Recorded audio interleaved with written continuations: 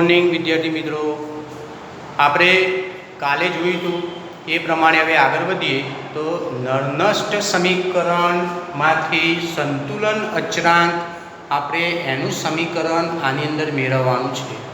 તો એના માટે સૌપ્રથમ આપણે ડેનિયલ કોર્સની અંદર જોવા મળતી જે રાસાયણિક પ્રક્રિયા જે ઝીંક Zn solid plus Cu plus 2 gives Cu solid Zn plus 2 જે ઓક્સિડેશન અને રિડક્શન પ્રક્રિયા આ ડેનિયલ કોર્સની અંદર જોવા મળતી હતી. હવે એના ઉપરથી આપણે નરનષ્ટ સમીકરણ અહીં આપણે મૂકી શકીએ છીએ કે E cell is equal to E0 cell minus 0.059 divided by n log of Zn plus 2 divided by Cu plus 2. હવે આ સમીકરણ આપણે એની અંદર નરનષ્ટનું સમીકરણ તરીકે ઓળખીએ છીએ. હવે આ સમીકરણને આધારે આપણે સંતુલન અચળાંકનું સમીકરણ એની અંદર પ્રાપ્ત કરવાનું છે.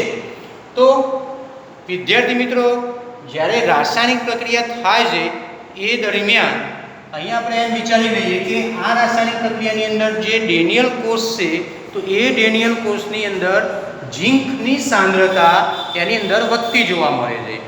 Znની સાંદ્રતા એની અંદર કેવી જોવા મળે છે તો એ વધતી જોવા મળે છે.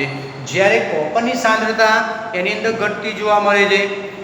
તો આપણે એની અંદર જાણતા હતા કે જ્યારે એની અંદર Znની સાંદ્રતા વધે, કેમ? કારણ કે એનું ઓક્સિડેશન થાય છે. Zn+2 આયનો એ કોષની અંદર આવે છે એટલે Znની સાંદ્રતા એની અંદર વધતી જોવા મળે છે. Cu+2 નું રિડક્શન થાય છે એ કોષની અંદરથી કોપરની પટ્ટી પર કોપર જમા થાય છે એટલે Cu સાંદ્રતા એને શું થાય? ઘટતી જોવા મળે છે. એ દરમિયાન આ કોષની સાથે જોડાયેલું વોલ્ટમીટર હોય તો એ વોલ્ટમીટરનું આની અંદર વાંચન કરી શકાય છે. એટલે એની અંદર વધઘટ જે કરાવે વોલ્ટની વધઘટ એની અંદર જોવા મળે છે. એટલે એના ઉપર જે વાંચન આપણે કરવું હોય તો એ એની અંદર વોલ્ટેજમાં વધઘટ એ જોવા મળે. મીનિંગ એની અંદર વોલ્ટેજ જે ખરા એ એની અંદર ઘટતા જોવા મળે.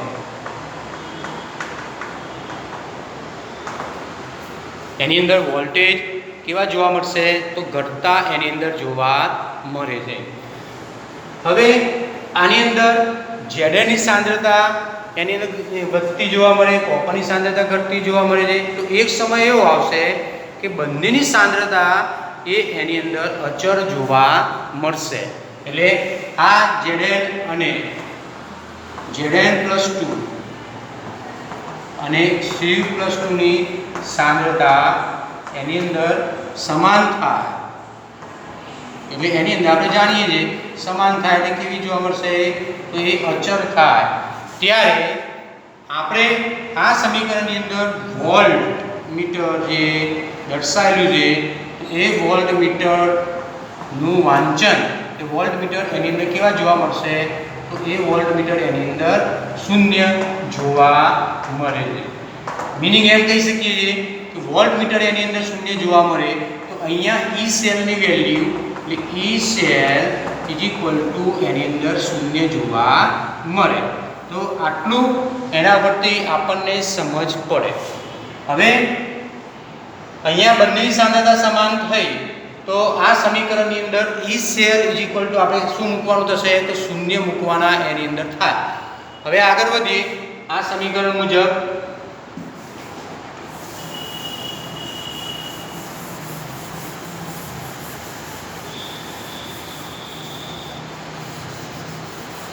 હવે આની અંદર E સેલની કિંમત આપણે શૂન્ય મૂકી દઈએ.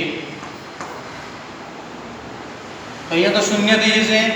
0 વોલ્ટ બરાબર E0 સેલ માઇનસ 0.059 અહીંયા n. તો n ની કિંમત આપણે એની અંદર લખીએ છીએ એ પ્રમાણે સીધા અત્યારે n જ લખીએ છીએ પણ અહીંયા ઇલેક્ટ્રોનનો ફેરફાર કેટલો થાય છે 2. પછી આપણે દર્શાવીએ છીએ log of સાંદ્રતા સમાન થઈ આની અંદર તો Zn+2 અને Cu+2 એની સાંદ્રતા સમાન થાય કે એની જગ્યાએ જે એનો ગુણોત્તર છે એ ગુણોત્તર આપણે સંતુલન અચળાંક k ની કિંમત અહીંયા આપણે મૂકી શકીએ છીએ. મિનિંગ કેસી જે કરા એ આપણે આની જગ્યાએ મૂકી શકીએ છીએ જ્યારે સાંદ્રતા સમાન થાય ત્યારે log of kc અહીંયા આપણે મૂકી શકીએ છીએ હવે આ સમીકરણ જરા વ્યવસ્થિત બનાવી દઈએ તો E0 સેલ આને ડાબી બાજુ લઈ જઈએ તો is equal to 0.059 divided by n log of kc આ ટાઈપનું સમીકરણ આપણને આની અંદર પ્રાપ્ત થતું જોવા મળે તો E0 cell is equal to 0.059 by n log of kc આ સમીકરણ આપણે એની અંદર ધ્યાન રાખવાનું છે વિદ્યાર્થી મિત્રો આની અંદર જે આ સમીકરણ આપેલું છે તો એ સમીકરણની અંદર આપણે અહીંયા એમ કહી શકીએ છીએ કે જો તમને E0 સેલની કિંમત એક્ઝામ્પલની અંદર તમને આપી દીધેલી હોય બરાબર છે તો તમારે kc એની અંદર શોધવા હોય તો એ kc તમે એની અંદર શોધી શકો છો પણ જ્યારે એની અંદર તમારે n ની કિંમત ક્યાંથી મેળવવાની તો ઇલેક્ટ્રોનની સંખ્યા એટલે ઓક્સિડેશન અને રિડક્શન દરમિયાન ઇલેક્ટ્રોનમાં જોવા મળતો ફેરફાર તો n = ઇલેક્ટ્રોનની સંખ્યા મૂકવાની અને એનું સાદુરૂપ આપો એટલે તમને kc ની વેલ્યુ જે કરા એ એની અંદર પ્રાપ્ત થતી જોવા મળે હવે આની અંદર નળના સમીકરણમાંથી સંતુલન અચળાંકનું સમીકરણ આપણે અહીંયા આ જે કરાય પ્રાપ્ત થયું છે તો આના માટે આપણે એમ કહી શકીએ છીએ કે આ સમીકરણ જે પ્રાપ્ત થાય છે તો એ સમીકરણની અંદર એમસીક્યુમાં કેટલાક એની અંદર પૂછાય છે તો એ થોડુંક એની અંદર જોઈ લઈએ કે અહીંયા Zn ની સાંદ્રતા અને કોપરની સાંદ્રતા એ શરૂઆતની અંદર આપણે જોયું તેમ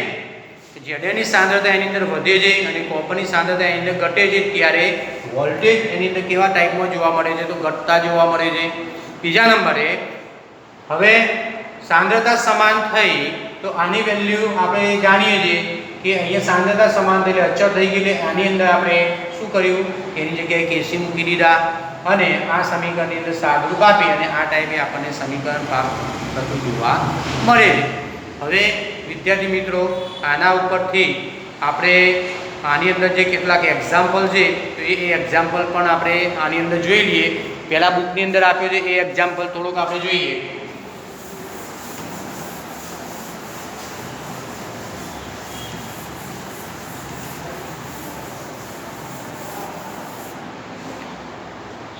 તો બુકની અંદર આપણને એની અંદર E0 સેલ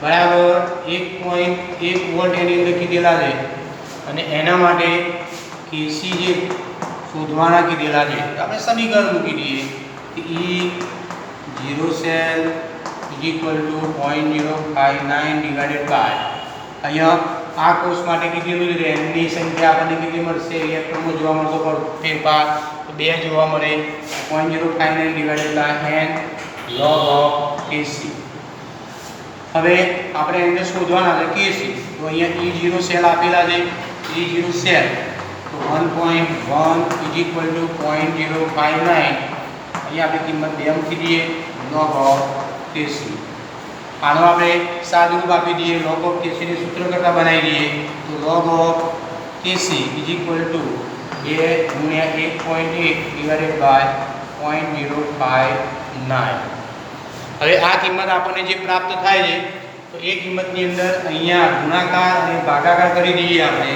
તો log of એની અંદર kc તો આનું સાદુરૂપ આપણને પ્રાપ્ત થશે ગુણાકાર ભાગાકાર કરીશું એ દરમિયાન 37.288 બરાબર છે આટલી કિંમત આપણને એની અંદર પ્રાપ્ત થશે હવે અહીંયા log of kc આપેલા છે આપણે એની અંદર kc ની કિંમત શોધવાની છે આ બાજુ log છે તો આ બાજુની કિંમત જે આપેલી છે એનું શું કરવાનું તમારે તો એન્ટી log એના જોવાના તો અહીંયા આપણે ફરીથી જોઈએ તો kc = એન્ટી log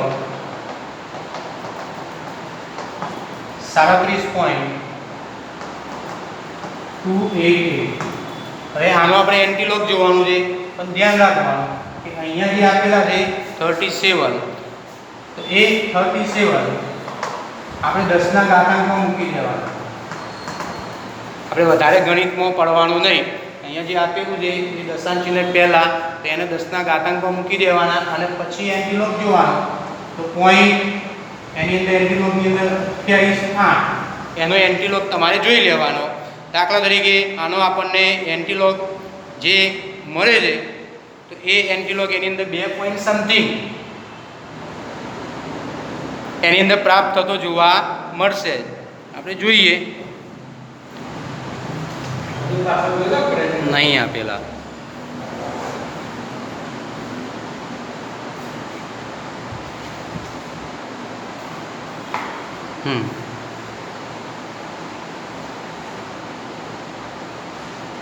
એક પોઈન્ટ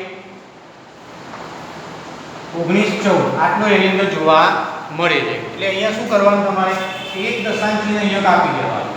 એટલે 1.91 એટલે લગભગ એની અંદર આપણને એમ કહી શકીએ છીએ કે KC અહીંયા લગભગ આપણે અર્ધસૂચક સંખ્યા પ્રમાણે લખી શકીએ છીએ.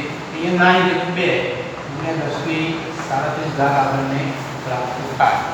હવે આ રીતે એની અંદર એક્ઝામ્પલ જો તમને એની અંદર ઈ સેલની કિંમત આપી દીધેલી હોય 1.1 વોલ્ટ અને તમને KC શોધવાનો કીધેલો હોય તો આ સૂત્રની અંદર કિંમત મૂકવાની અને એ કિંમત મૂકી અને સાદુરૂપ આપી દો.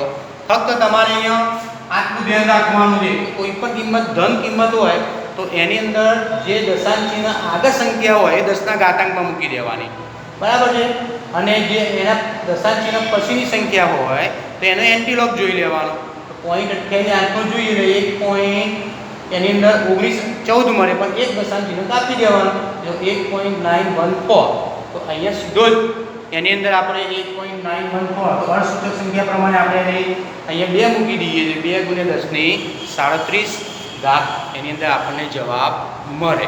તો આ રીતે એની અંદર સમીકરણ ઉપરથી આપણે જો એક્ઝામ્પલની અંદર ગણતરી કરવી હોય તો પણ આપણે કરી શકીએ છીએ. હવે આપણે એક્ઝામ્પલ બીજો જોઈએ તો કોયડો એની અંદર આપ્યું છે આપણા બુકની અંદર 3.2. હવે એક કોયડાની અંદર એની રકમ છે કે Cu solid plus 2Ag plus acquired સ્વરૂપે gives Cu plus 2 plus Ag solid. પ્રક્રિયા માટે સંતુલન અચળાંક ગણો. હા એટલે આપણે એની અંદર સંતુલન અચળાંક કીધેલું છે. સંતુલન અચળાંક એની અંદર ગણતરી માટે KC ની ગણતરી કરવાનું કીધી. તો એ માટે E0 સેલની કિંમત આપણને આપી દીધી છે 0.46 વોલ્ટ એની અંદર કિંમત છે. તો સૌ પહેલાં આપણે એની અંદર રાસાયણિક સમીકરણ જે આપેલું છે એ સમીકરણને આધારે આપણે સંતુલન અચળાંકનું સમીકરણ એની અંદર મૂકવું પડે. તો E0 cell is equal to 0.059 divided by n log of અહીંયા જે સાંદ્રતા આપણને આપી છે એ સાંદ્રતા પ્રમાણે લખી શકીએ છીએ કે અહીંયા જે એનોડ ઉપર છે અને અહીંયા કેથોડ ઉપર છે પણ બંનેની સંતુલન છે અને અહીંયા આપણે શું કરવું પડશે log of KC. હવે આ સમીકરણની અંદર આપણે KC શોધવાના કીધેલા છે અને E0 સેલની કિંમત આપણને આપી દીધી છે 0.46 is equal to 0.059. હવે n ની કિંમત છે અહીંયા ઇલેક્ટ્રોનનો કેટલો ફેરફાર જોવા મળે છે તો n is equal to 2. 2 ઇલેક્ટ્રોનનો આની અંદર ફેરફાર થતો જોવા મળે છે. તો n is equal to આપણે કેટલા લેવાના 2. અહીંયા 2 મૂકી દઈએ log of KC. હવે log of KC ને આપણે સૂત્ર કરતા બનાવી દઈએ.